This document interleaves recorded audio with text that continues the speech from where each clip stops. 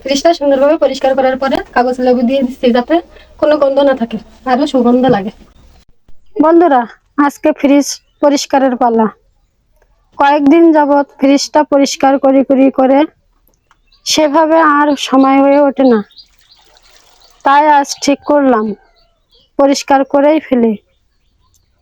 হঠাৎই মাস শেষ হয়ে গেল, এই জন্য আর কি।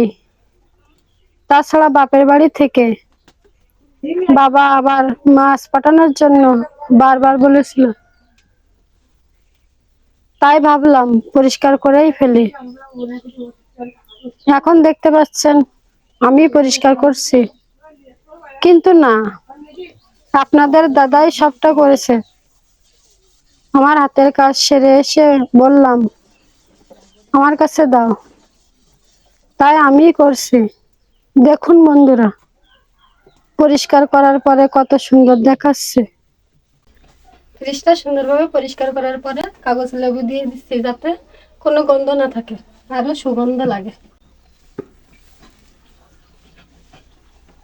যাতে ফ্রিজের খোল থেকে কোনো গন্ধ না আসে।